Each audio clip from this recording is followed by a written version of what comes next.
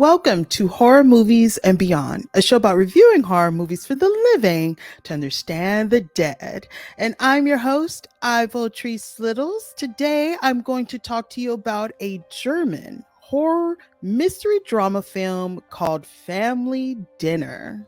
Directed and written by Peter Hengl and produced by Lola Basara. And it did its official world premiere at the Tribeca Film Festival in 2022. I am privileged to have an opportunity to see this film. It was very different. I feel it's more a psychological horror movie. It really gets into the mind of what you would do if you were in a situation that, one, you do have control over, but the determination of change really pushed the characters that I absolutely find very, very interesting. We follow a 15-year-old plus-size girl named Simi who spends Easter weekend with her famous nutritionist aunt, Claudia. And because her aunt is a famous nutritionist, Simi believes she can help her lose some weight. However, during the course of her visit, strange things started happening that lead up to an unforgettable Easter Sunday dinner. The family is doing some strange things. I mean, it's straight up. Already see the relationship right there that it's very unstable. But although Simi is there, she wants to lose weight. And so she is in denial from a lot of things that are going on there. She feels like Philippe is sabotaging her from not being able to lose weight because Claudia wants to be in control. She wants, things to go her way. And Simi has to follow her rules very strictly. Like, you can't eat, you can't do this in order for me to help you. And because her aunt is famous and had a famous series of books, Simi is like, I have to listen to her. She is correct. I could lose the weight. I have to follow her rules. Although she could see things around her that isn't right, but hunger and the determination to gain self-esteem, to gain in an importance, it was the most important thing for her. Now, Philippe behavior does start to get strange, but I think that was because he was being abused, he was being treated differently, and there was some resistance. But you could see that he was eating well because that was the entire plan. The plan was to feed her son. The plan was to plump up her son. And every night she would take his phone and look, and I believe that was to check who he was communicating, because it was planned that he wasn't going to be here any longer. Now, Simi wasn't supposed to stay there for that long. She was only supposed to stay there for a few days, but because she got the courage to ask her aunt, say, hey, I need to lose weight, that plans were changed. So they had to figure out a way to make Philippe look like this bad kid in that he runned away. There were some strange behaviors. I mean, they would sit there at a feast and her aunt and Stefan would not eat. It's like they could go to another room, but they were sitting there. It was like they were watching their prey feast and ready to pounce him when it was the right time. So those many days of making sure he was eating, making sure he was doing okay, because they knew they were going to use him for the festival. Claudia was really watching Simi to see if she would participate in it. Easily can be manipulated into staying there, and you saw that. She gave her the guilt trip. She gave her information about her son that could be true, that could be false. She was doing whatever it takes to keep Simi where she wanted her, and also starving her, because they had to be cleansed to eat the meat that was forbidden and used only during the ritual. So that brings to this point of the stomach growling, how it intensified, how you could see hunger became the most important catalyst to push Simi to do what she wanted to do, because in the end, she knew she was going to have a feast. And also to reinforce the behavior of Philippe, Claudia had to really push to Simi that Philippe is trying to hurt her, that he's dangerous, that he's, a defiant child. And because of some of the things that Philippe was doing that alarmed Simi, Simi believed her, or at least starting to believe her. Now, the feast itself looked like a very ancient feast, but it looks like, something that only certain individuals would get into. But then the question goes to, why would Claudia move on to something so drastic than what she was previously doing? And I think that has to do with her current husband. I think he was into some interesting things, and he loved her and she loved him, and it pushed her to do some interesting things that she normally probably wouldn't do. You may notice that Philippe has bruises on him, and Philippe doesn't want to go hunting with Stefan. Now, we all could see that. Simi believes that's kind of strange, but no one is really paying attention. Claudia's not really saying anything about it. So, although Philippe is refusing to go, Simi decides, okay, I'll go with them. So they go hunting. As they're out there, Philippe finds a bunny, shoots it. It barely is surviving. So Stefan told Philippe to end its suffering, but he could not do it. So at that point, Simi just walks over and finished the job. And her stomach is growling to the point that when they were trying to clean the bunny, she almost ate raw bunny. But who could blame her? I mean, she's starving at this point. Philippe believes his mom is out to get him and hurt him, and Simi does not want to believe it.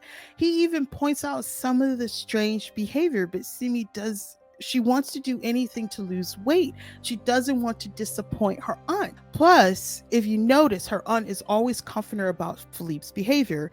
He's aggressive, he's abusive, he seems to be kind of dangerous.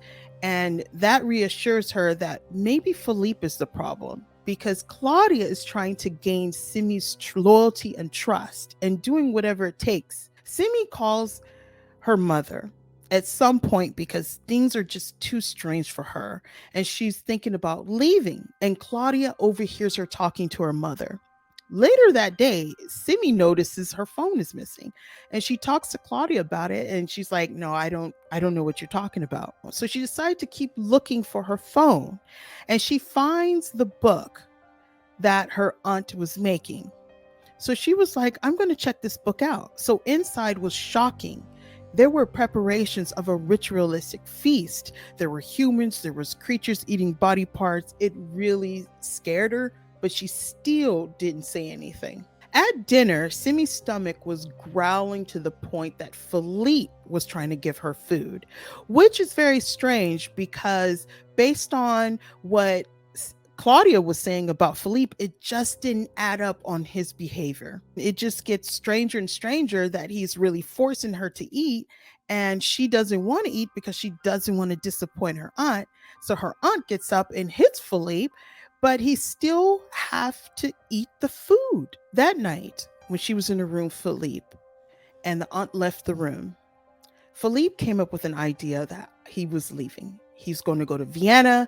He's just going to get out of there. And he asked Simi, "Hey, do you want to come along?" And she was like, "Okay, I'll come with you. We have to get up early, but we got to, find the keys to open the gate." So Simi goes out and looks around, and she does find the key, and she puts it under her pillow. When she wakes up that morning, she realized the time, and she realized Philippe was gone. And she looked around for him. She told Claudia and Stefan. So they went looking, and Stefan said, "Oh, he's with his dad and in Vienna." Simi just thought that was a little strange. So she decided to, text him after she find her phone in the drawer. And that was just an odd thing. So she texts Philippe and say, "Hey, what happened?" And then he puts up a middle finger.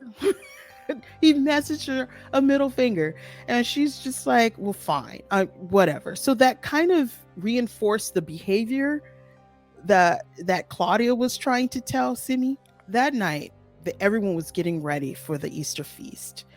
It was stroke of midnight. They went outside, and it was like this ritualistic table setting going on. They said their prayers, and then they sat down to eat the delicious food that was prepared. You could see the hesitation from Claudia, and you could definitely see the hesitation from Simi. Simi was hesitant for a second, but the food smelled delicious. The food looked delicious. So she took a bite and she just kept eating.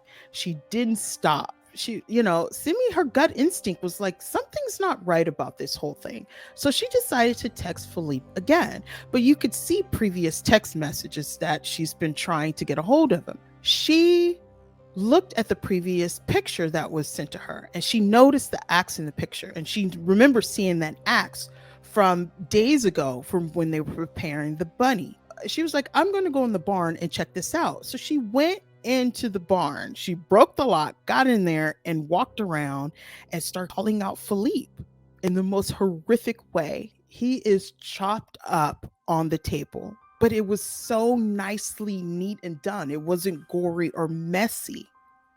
She was freaking out. She could not believe what she was seeing. And I love how they did flashes. It was like flashes of him laying out before you actually see what really happened to Philippe. So that caught the attention of Stefan when he finds her. Like, okay, we're going to have to talk about this. He was trying to comfort her. She stabs him. They're chasing her down in the woods. The car gets stuck. She runs in the field to where the bonfire, before, it's just sticks of it. They chase her down and she hides in there.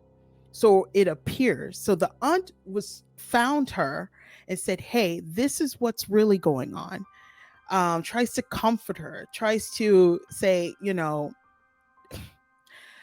you just have to understand what we're trying to do. But Simi appears right behind her and throws gasoline, and without any hesitation, set her on fire, just completely set her on fire. Simi walks away as the aunt is screaming and sits down next to Stefan. Now, at this point, Stefan is like dying from his stab wound. And at that moment, you could feel the calmness and peace and victory, but there was so much defeat in the air. It was really chilling. This is a breakdown of many things that I've noticed into this film. The amount of food Philippe was eating. Claudia was making this food for Philippe, and it was almost as if they planned to plump him up to eat him anyway. Claudia is always checking Philippe's phone for information to see who's he texting, who's he talking to, or has he made any contact. Also, I noticed something as well, that they needed to be cleansed. They needed to develop the taste, and that was based on the ritual's findings that she was doing. They had to be so hungry that they would want to taste that flesh. They planned Philippe's disappearance. They knew exactly what they were doing. So initially, Simi was only supposed to stay a few days, but because she wanted to lose weight and guidance of her aunt thought it was an opportunity to discipline her and have her into the family. But they knew what they were going to do with Philippe. Claudia was testing Simi's loyalty, trust, discipline. Another thing that was really eerie and chilling, and was just like creepy, was Simi's stomach growling louder and louder and more intense, like it was eating herself, like you could feel the desperation of food. I think Simi had an idea of what she was eating and who she may be eating, but she was too hungry to care. Overall, this movie is great. The main focus of this film is family dynamics, tradition, rituals. What is normal for one family may be different from another. They were dealing with many underlying issues that was going on, but when they came to the table, it all sums up how they really felt about each other. And you could definitely see a lot of dark secrets in this. It is a bit slow, but it is worth the wait. It gives us time to understand the characters and what they were literally bringing to the table. I highly recommend this movie, and you will enjoy the performances, and the final outcome is just wow. Thank you so much for watching. And if you want to see more videos like this, don't forget to hit that subscribe button and enjoy my other videos on my channel. Until next time, bye everyone.